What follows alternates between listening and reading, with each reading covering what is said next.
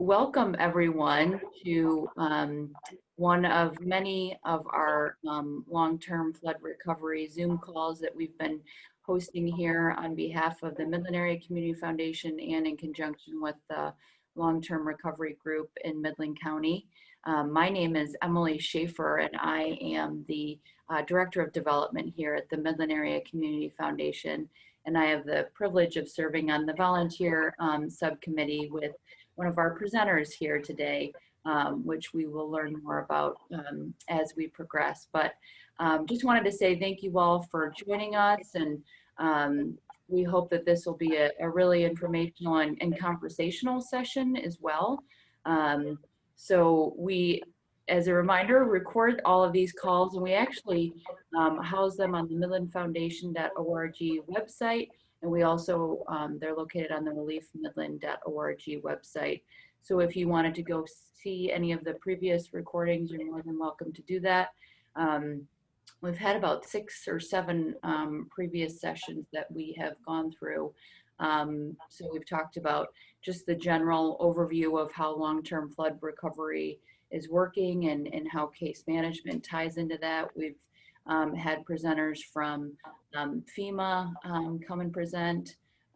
We've also discussed mental well-being and had some real experts and provide some practical, helpful expertise in that area.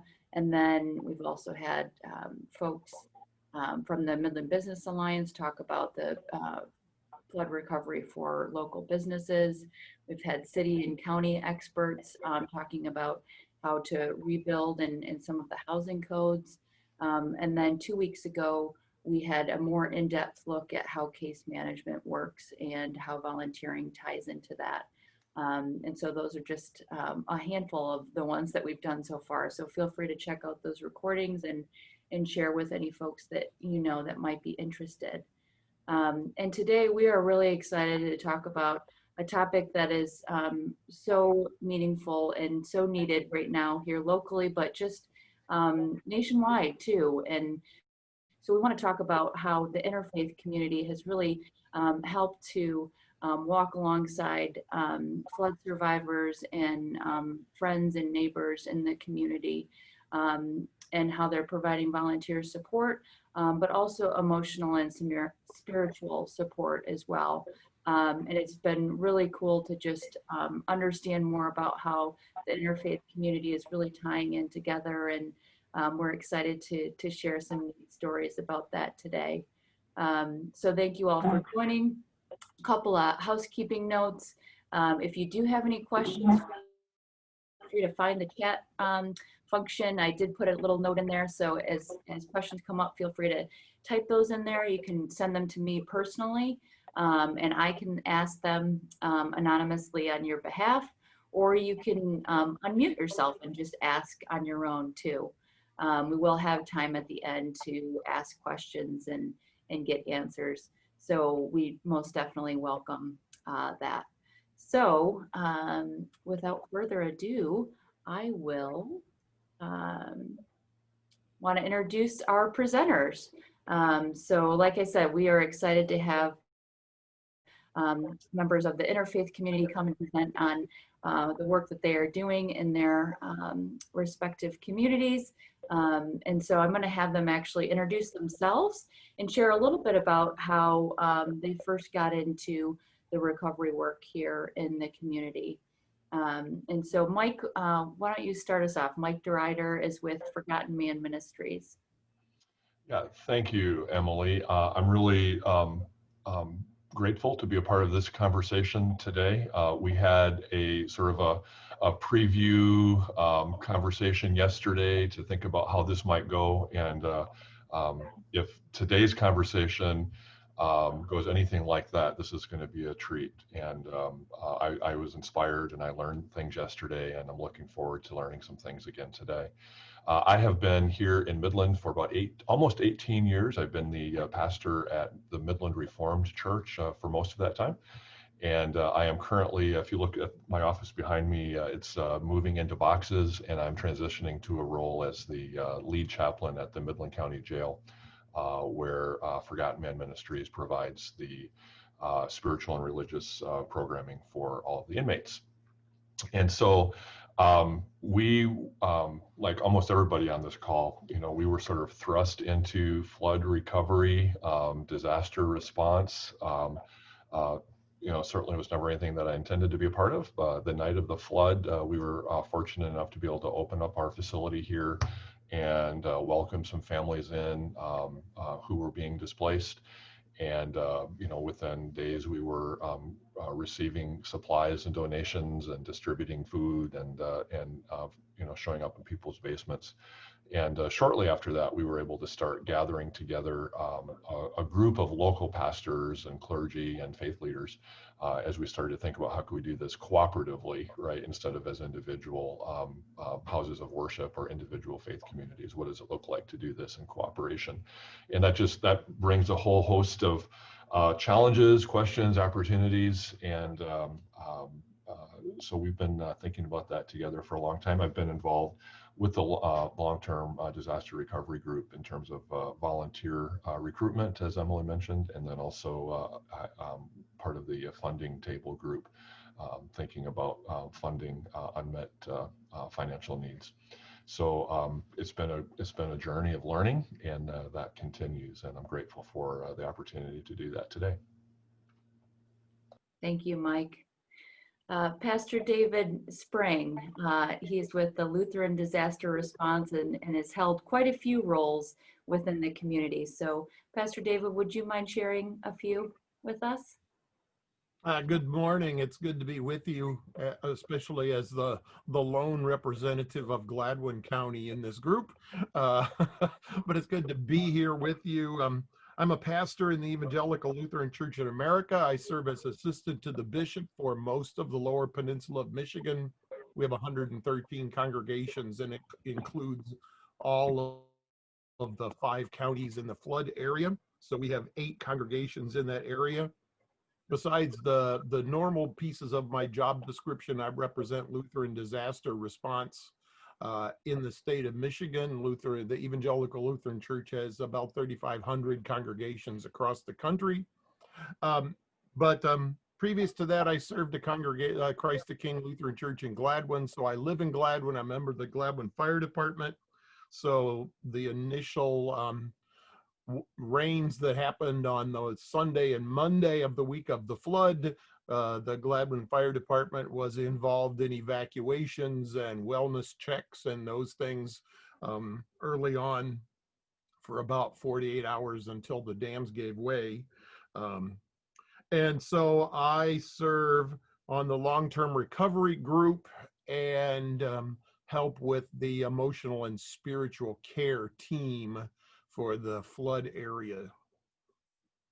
So I think that's a good, and I met Mike at one of those first meetings where the clergy and church representatives from the Midland and Gladwin area got together to start thinking about how we can be a partner in the flood recovery.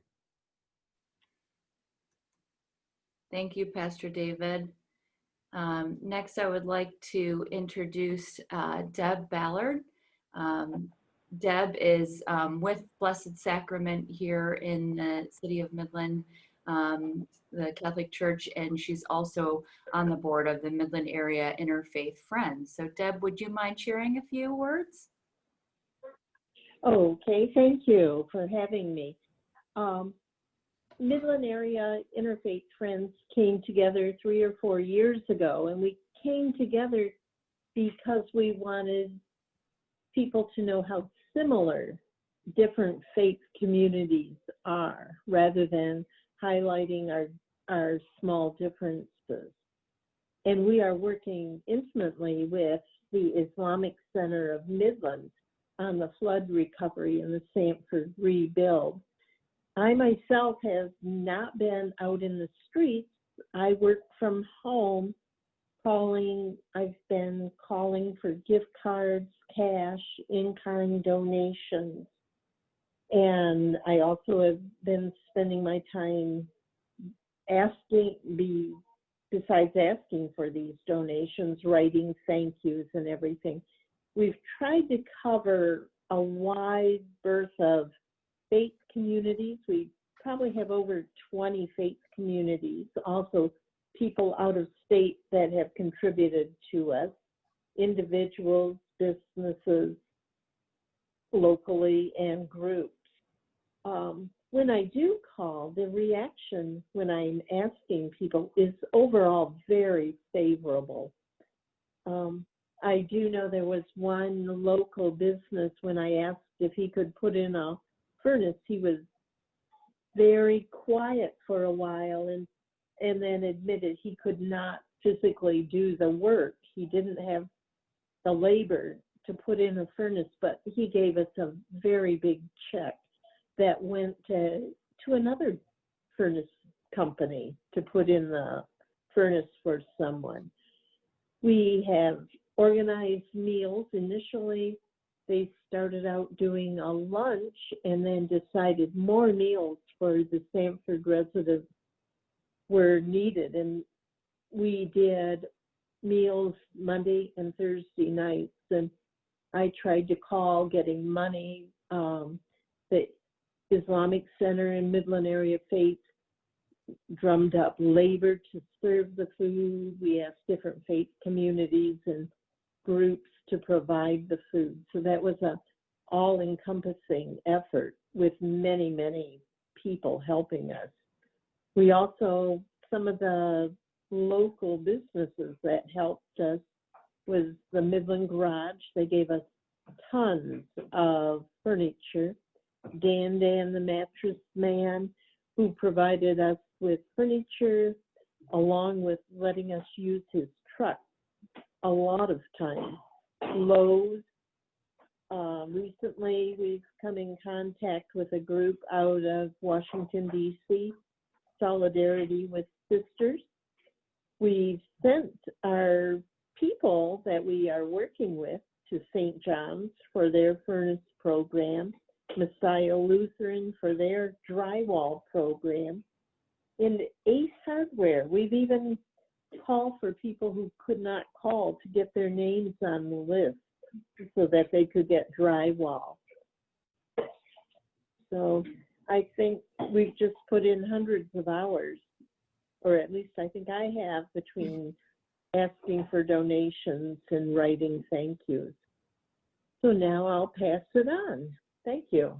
Thank you, Deb. What a true testament to the grassroots effort that you have been a part of. And thank you so much for your efforts. And I look forward to hearing even more as our presentation continues. So next up, we have Umarine Jamil and Haley Lodi, and the picture that you see on the screen is actually a story that we'll get to hear more about coming up, but I wanted to give them some time to share more about their experience. I'm Haley Lodi. Thanks for having me. I was born and raised in the area, in the Tri-Cities. My husband and I, we have 6 kids together, 4 grandkids. Professionally, I was an ICU nurse and nurse educator. So how we began, just a brief introduction into our groups merging. Umbreen and I started off, digging out basements. And just first week, we said, we have to do more. So we said, let's raise a little bit of money. We'll get some towels. We'll, get some essential products. And that couple $100 actually turned into a couple $1,000s. With that money, we reached out to somebody who knew the area quite well and knew the people in Sanford. And we kind of adopted some families and said, let's use our money to help specific people with specific things instead of just buying a bunch of towels and just handing them out. Let's find what each family needs. So we had about 5 or 6 families, and that's kind of how we started out. One of the people that she was our first family was Penny Tyler, and we actually helped orchestrate the brand new build from Great Lakes Homes, he agreed to build her a new home at no charge. He was a client of my husband's, and my husband approached him after the idea came to us, and he said yes. So since then, as Deb has pointed out, we've done several other things with our rebuild project and our meals. And so there's a short version.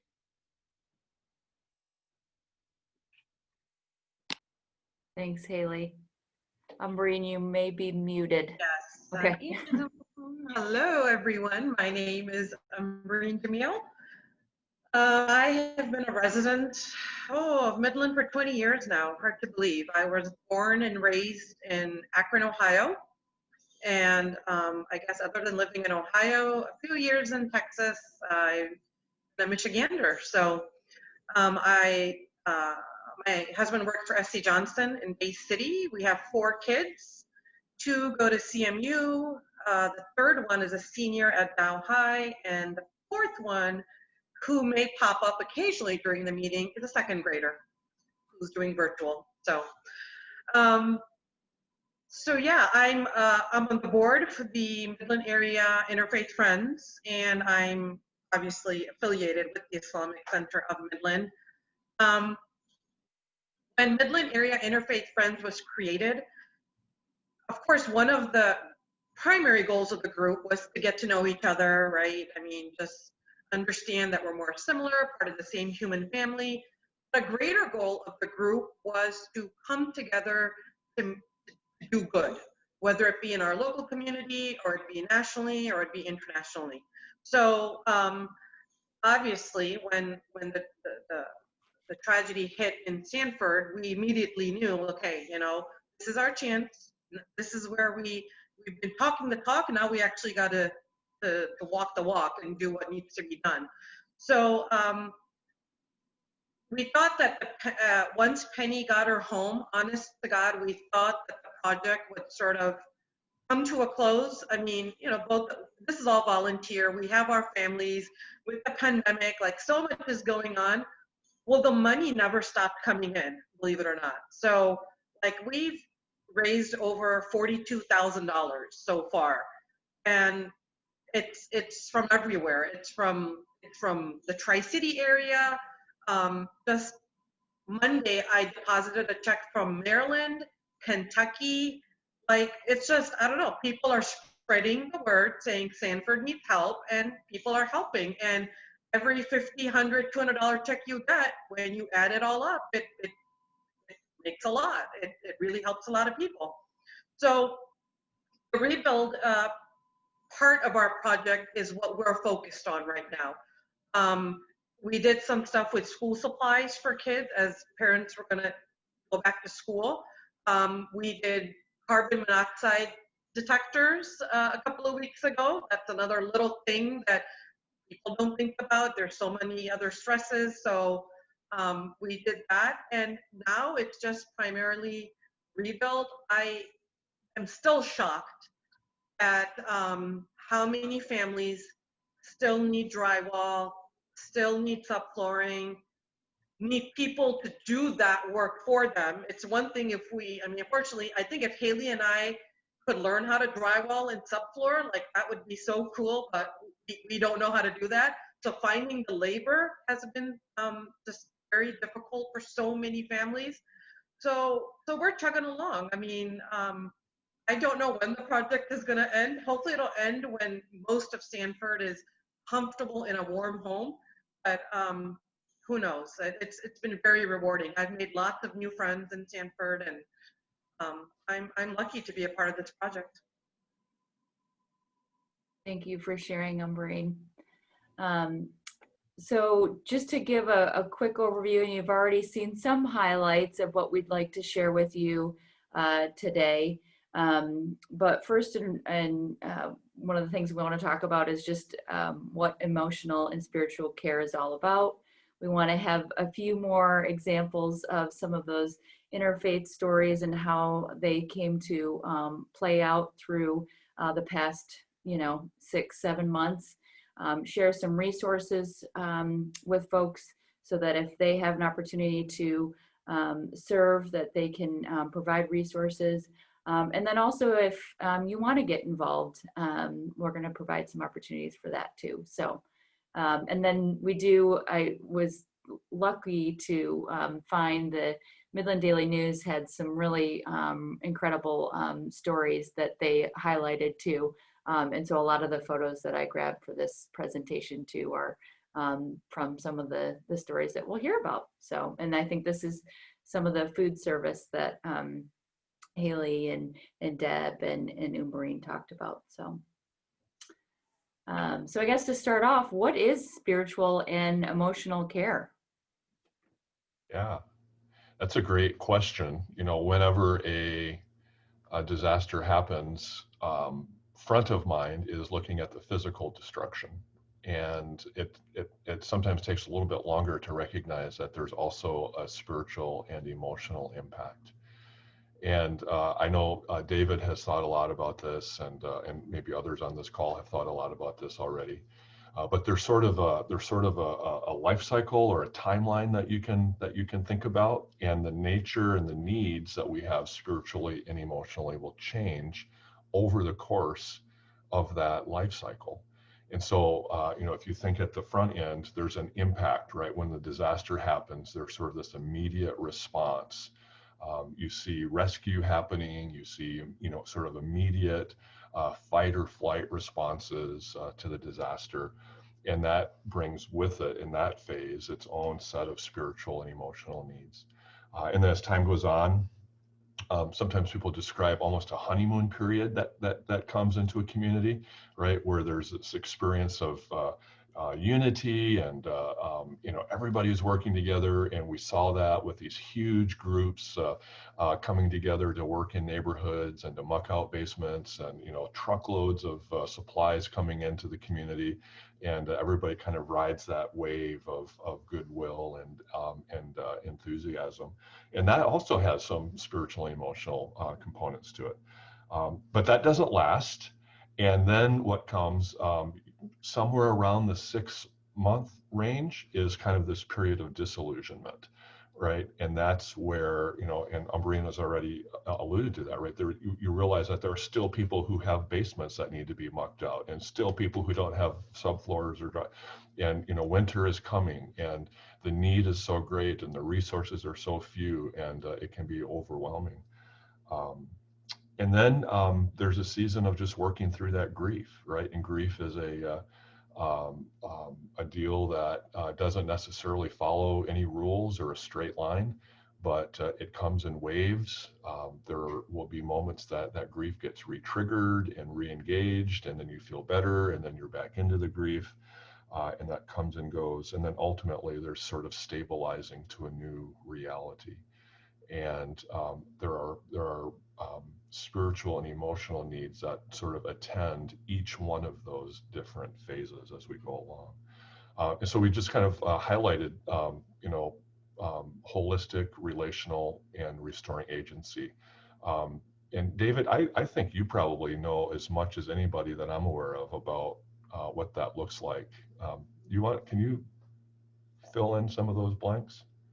Well, at a really basic level, if you think about spiritual and emotional care, it's meeting people where they are, and often when they ask for help, they're stalled or just can't move on.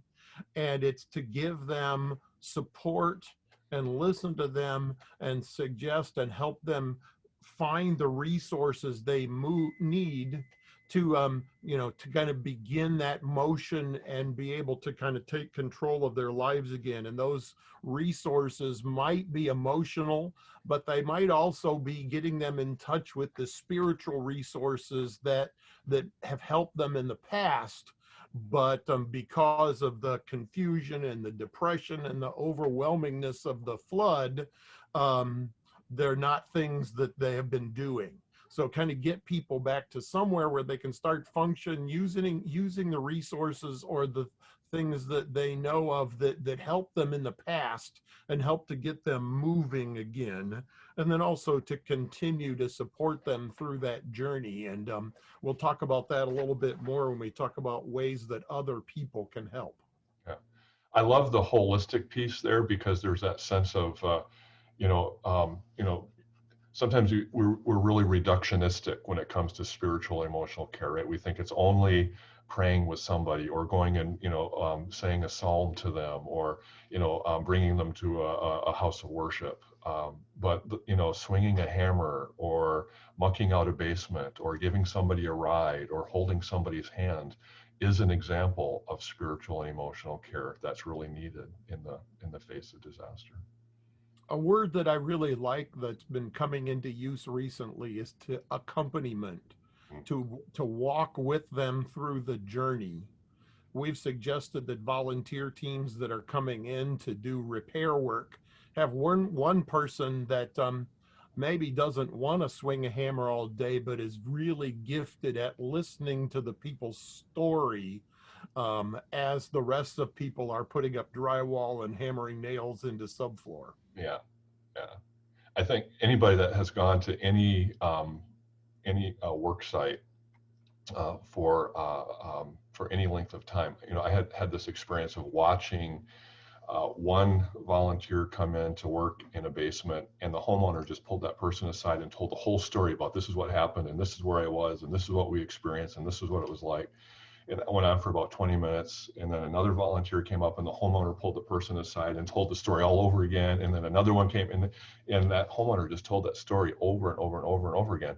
And I was thinking, this is all about spiritual and emotional care, right? This is somebody who is connecting relationally to another human being at this heart level, and telling their story, right? And getting to be in charge of their story again. And you mentioned grief. And it's very much the same as grief.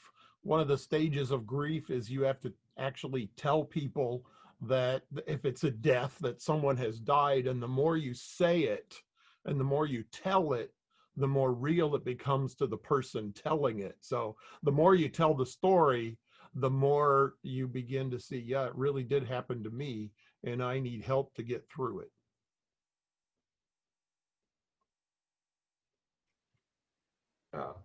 Thank you for sharing. Yeah, it's so important to just be there to listen and ask questions, and just to sit with people. And so that's a great reminder that we don't need to know how to swing a hammer or hang drywall.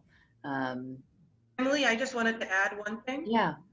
One of the first couples that Haley and I went to help the basement that we dug out was an older couple who essentially had lived in that home for like 50 years, I think. And, you would think you want to hurry up and get the mud out and work faster, but you could tell that with the couple, especially the husband, what he needed is to slow down a little bit, because literally he was looking through every little thing, right? Like there was do you remember, Haley? There was like a bag of nails, for example, covered in mud. I didn't go through the flood. So for me, I'd be like, okay, toss it. You can go to Lowe's and buy more nails. But each of those items represents something to him. I mean, that was like their whole entire life history. And, the trauma involved in throwing away everything from your basement, I can't even imagine. So I remember we took it slow. I mean, we probably could have done it much faster, but we let him look through every single thing, and whatever he wanted to keep, we said absolutely, and took it into the garage. But it's those things represent something else. I mean, it's not just a thing for them. And actually, to add to that story, so we would take it to the garage, and then his wife would go through it and then throw it out. So it was actually kind of funny, because she was like, let's just get this done. Yeah. And you know what? All of that is emotional and spiritual care, right? It's recognizing that sometimes efficiency is the enemy of good spiritual and emotional care, and recognizing that restoring agency is to treat somebody like a subject, an actual human being, and not an object, right? That somebody gets to have preferences and emotions and needs, and it doesn't have to be neat and clean, right? Treating people as subjects means that they get to be in charge of what they need. Thank you all.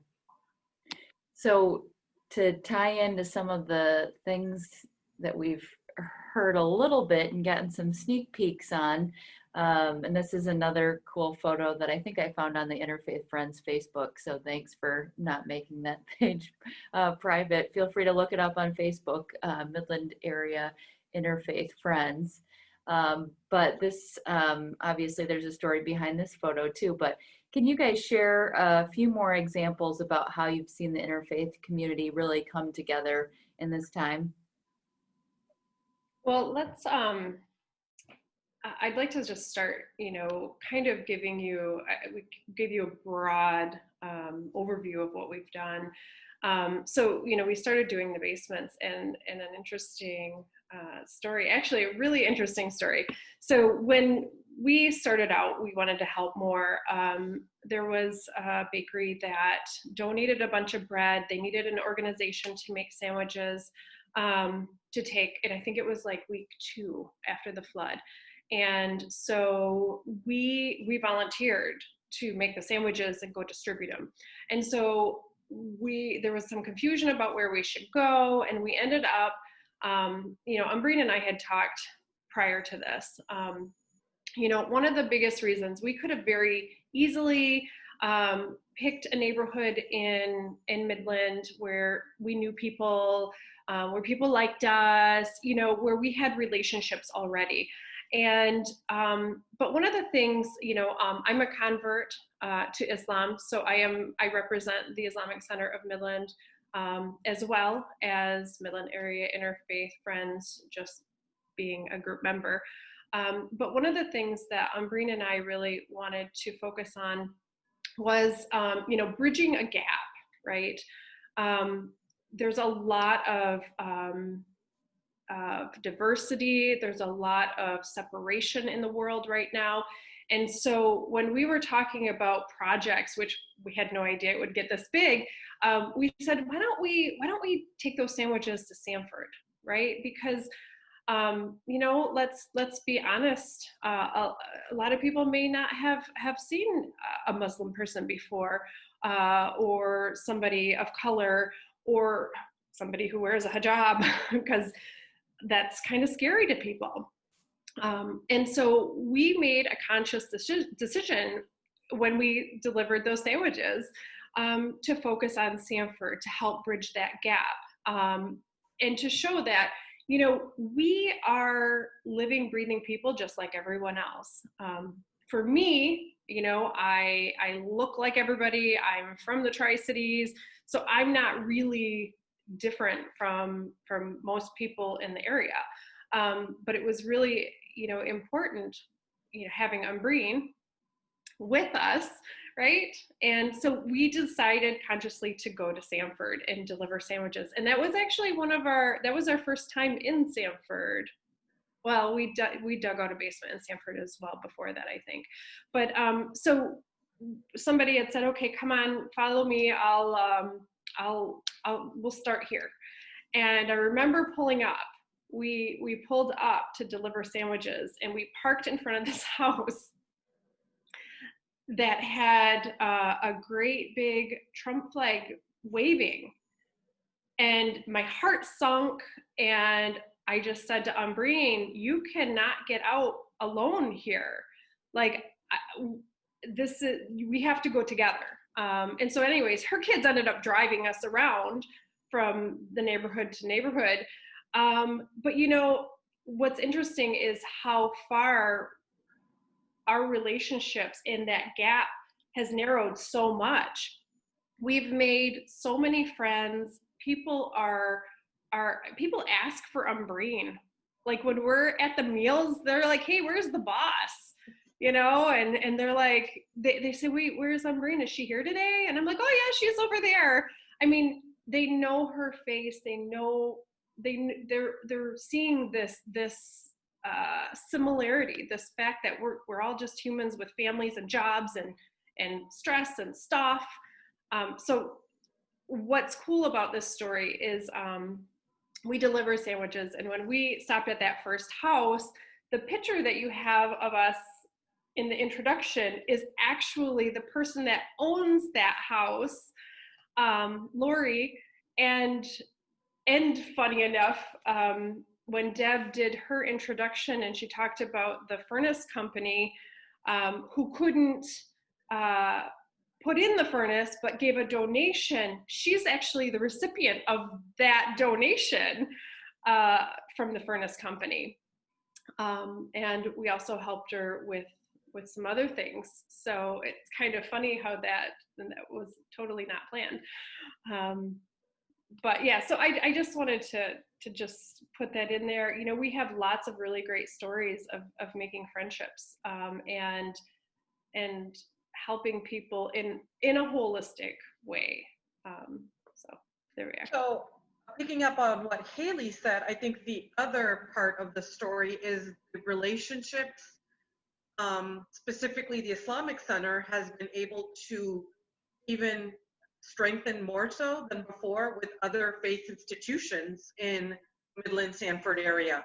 So when you have someone from Trinity Lutheran, for example, saying, oh, we just got a $5,000 grant, give us some families and help us spend that money.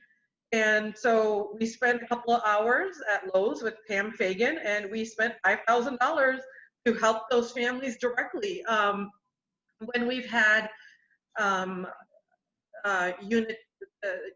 United Church of Christ or the Unitarian Church, I mean, there's been several faith organizations that trust us, both organizations, to write $1,000 checks and say, you're vetting the families, we trust what you're doing, you know, we don't have the manpower to do it, so can you take care of it, and we'd like to help.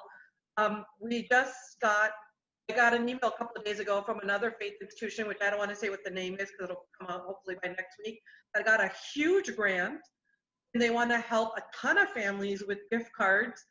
And the pastor emailed me and said, all right, we got a huge check, more than we thought we'd get. Help us get families together that we can give them some resources that they desperately need. So that's what's been so cool, that all these organizations coming together, especially, I mean, let's face it, we know what kind of image Muslims have in the world and stuff, and Islam and all that. So to have, it touches us deeply. People have the faith in the Islamic Center and trust us to use their resources in the best way possible. We're honored. If I can share a story from Gladwin, Michael helped me with this one, and we had trouble moving from the emergency response part of the disaster to recovery in Gladwin County, and we needed some expertise in that area. So Michael got me in touch with World Renew, which is the Reformed Church disaster organization, and then we talked with the Mennonites and the Methodists, and so we had an afternoon in August where we got together with, of course, masks and social distancing, and in the room was our construction supervisor, who's Presbyterian, and then myself to represent the Lutherans, and then World Renew for the Reformed Church, and the Mennonites and the Methodists, and said, how do we work together as people of faith to get the volunteer organizations moving in Gladwin? And so World Renew has supplied some volunteer organizers, and of course, you know, the Methodists have been the leaders in getting the caseworkers going, and it just worked out. It's, for me, that's what people of faith are supposed to do, is work together for a common goal for the help in our community. Thank you, Pastor David, for sharing that, and Maureen and Haley for sharing that story. I think, you know, it just really reflects that there is a great need to continue to share that story, especially right now. And so we appreciate you being vulnerable and sharing that with us additionally, and encourage you to keep doing that. So I know the next question I have, we did discuss it a little bit, but any additional sharings in regards to some of the opportunities and challenges that you've seen in regards to serving as an interfaith community? Yeah, if I could just kind of jump on that a little bit. One of the things that I think about in the face of disaster recovery is that our spiritual guidance system helps us to make meaning about what's happening, right? We don't have control over the event, but we do have some control over the meaning that we make about the event. And when I get to hear stories about this level of deepening trust and deepening cooperation and unity in the faith community, that impacts the meaning that I make about disaster, right? That in the face of trauma, in the face of loss, in the face of grief, all of that is very real. All of that is happening. None of that gets minimized. And in addition to that, we get to make a meaning that says in our faith tradition, I would use the language of redemption, right? That there's something redemptive that can come out of suffering. And if Midland and Gladwin and impacted areas emerge from a recovery process with a greater sense of unity, a greater capacity to love neighbor, a greater sense of bridging across division and divide and difference, then the meaning that comes out of this in the end that we get to articulate is really empowered and positive and something to look forward to for me.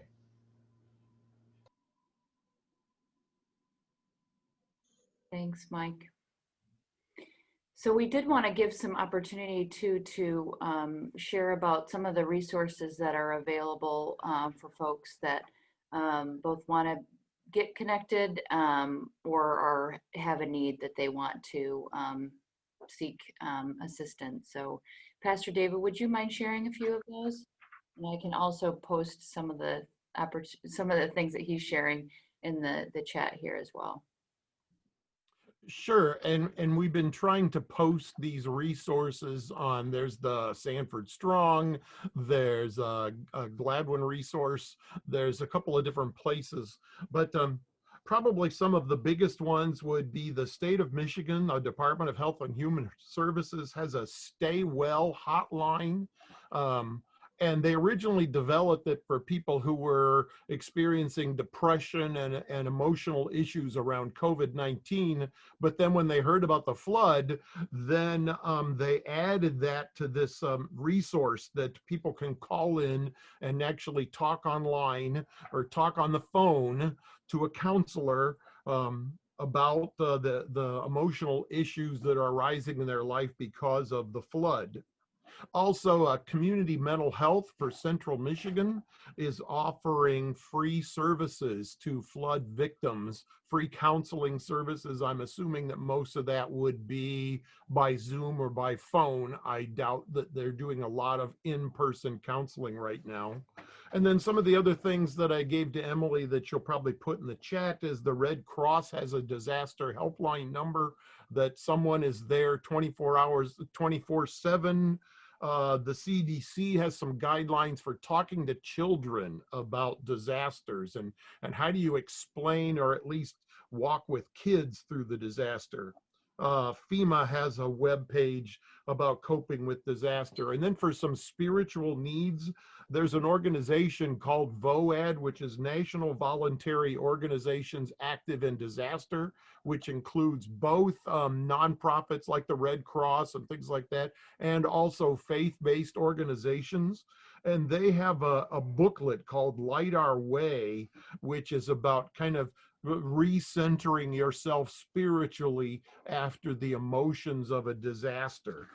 So those are kind of I'd say like the top 3 or 4 that I know of, plus as I said, I'm part of a critical incident stress group, and there's some resources there that go along with how do we deal with the emotions and the physical reactions that come with the emotions of a disaster.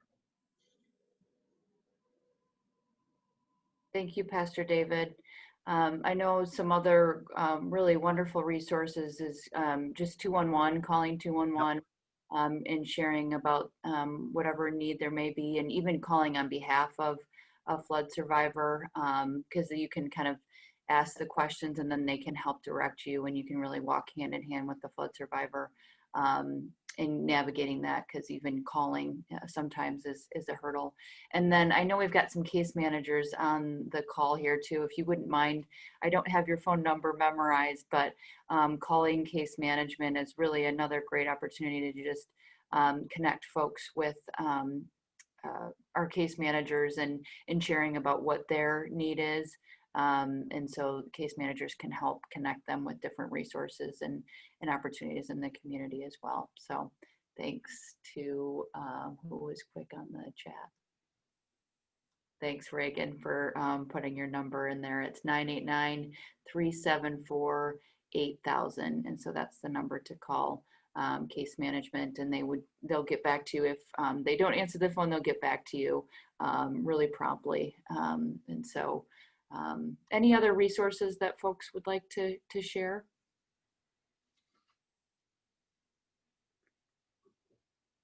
Thank you again for providing those.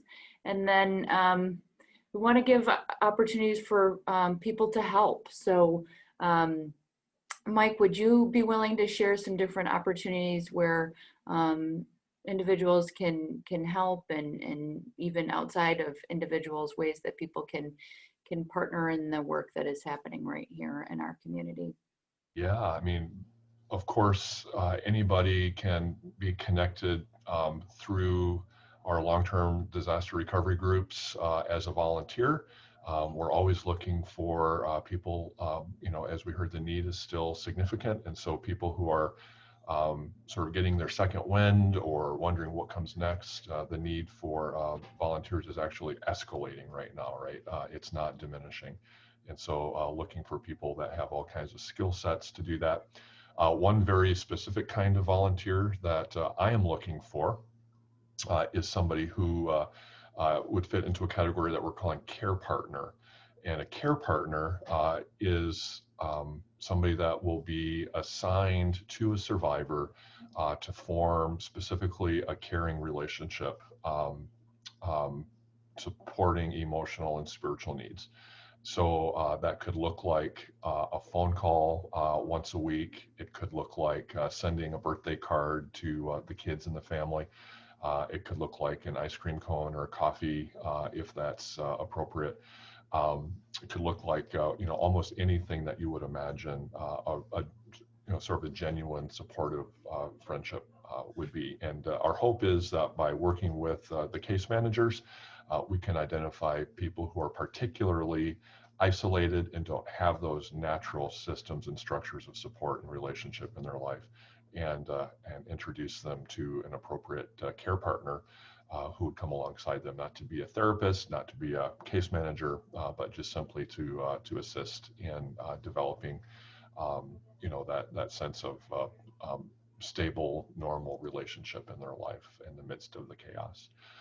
And so I would be happy to hear from anybody who is interested in participating in becoming a care partner, or would like to receive a care partner.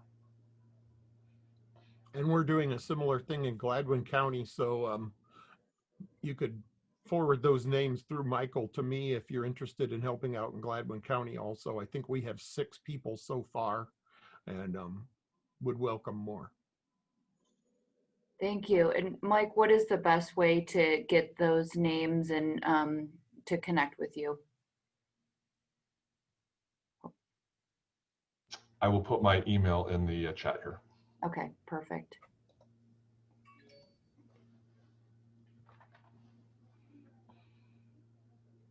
So we wanted to give you all an opportunity to share any any things that you've seen, any stories that you've seen, or also ask questions. So feel free to put them in the chat, or unmute yourself and feel free to share.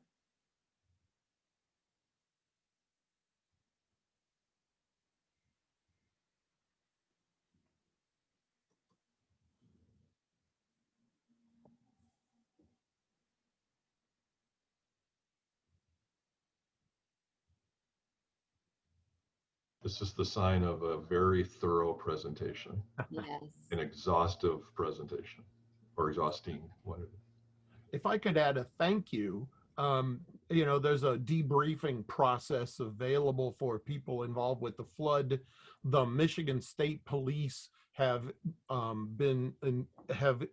welcomed or offered for different groups to do debriefings, and they did a debriefing with the Edenville Fire Department following the disaster. Last week, they did a briefing with the Gladwin long-term recovery group. They're scheduling a debriefing with the 4 fire departments in Gladwin County that were affected by the flood, and are willing to do some more. And so we have a contact that if there's, a group of people that needs to sit down, social distance with masks, but to be able to talk about in an organized process, a debriefing about the flood and how you're doing, we can get that resource available. And so how would folks reach out to you, Pastor David? Is that how you would connect? Right. And so I'll put that in the chat. Oh, there it is. That in the chat too. Okay, thank you. So I would just I'll mention that there's a need for more people. Mike, you talked about the care partners as one thing, and you said that there was a need for more like hands-on and skilled workers. Who are the people that you would contact for that? Right, I have a group that I can contact and say, hey, there's still needs out here. Whose name, address, phone number do I give? I can put the link in.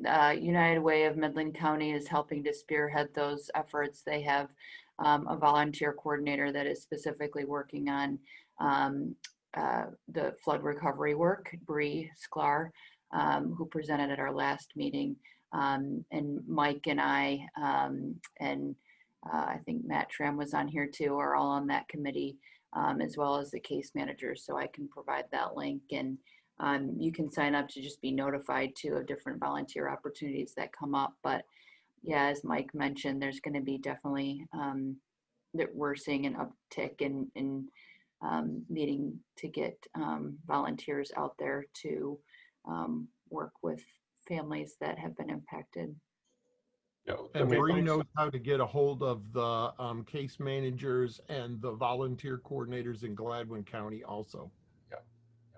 I mean, part of the story is that, at the very front end of some of the recovery and restoration, people who have the most resources recover sooner, right? And now, really the challenge is to identify people who didn't have the benefit of that experience, and that's where the systems and structures that we've been putting into place and the relationship partnerships that we have really get utilized. So thank you, David, for asking. Oh, Dave, you're muted.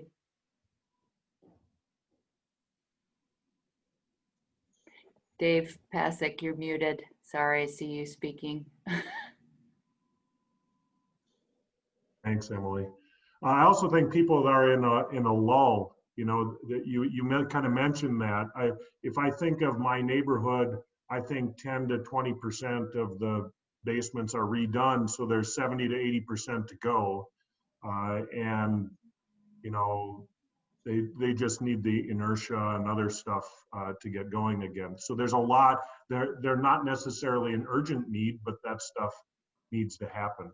So it's going to be ongoing for a long time, we know. most definitely. If I can just share a quick reflection after listening to Breen. You talked about the $5,000 that Trinity Lutheran Church had to spend, and that was a check that we sent from Lutheran Disaster Response, and the gifts came from as far as the Texas Gulf Coast area Lutheran churches that had experienced the hurricanes, and then sent us money. And then when they've had 3 successive hurricanes, then we turned around and sent some of that money back to them. So you have a connection all the way to Texas and Louisiana. That's awesome. Well, it has been incredible to hear the stories, both near and far, from a national perspective too. And it's really sweet to hear how folks are really loving their neighbors and yeah, walking hand in hand. And so thank you for participating today and for sharing, Umberine and Haley and Deb. Mike and Pastor David, we appreciate the work that you are doing, and yeah, we look forward to even more to come and getting more folks engaged. And Emily, could I just say thank you to the Midland Area Community Foundation for your leadership in all of this, and for taking time to recognize and acknowledge the work of the faith community in our midst. I think it's a great, it's easy to forget that part. And I'm really grateful for the work of the Community Foundation in highlighting that. So thank you. Well, it's definitely a collaborative process. The long-term flood recovery, as we heard, is a long-term. And so I'll share that appreciation with the other members of the long-term flood recovery group as well. And yeah, we appreciate everyone's time today and for joining us. If you'd like to go back to get to the recordings, you can visit the Community Foundation website, midlandfoundation.org, or the helpful resource that's out there, the reliefmidland.org also has the recordings and flood and COVID resources available. It's in conjunction with 211. So thank you all for your time and for all that you are doing, and I hope you have a wonderful day. Thank you so much. Thank you.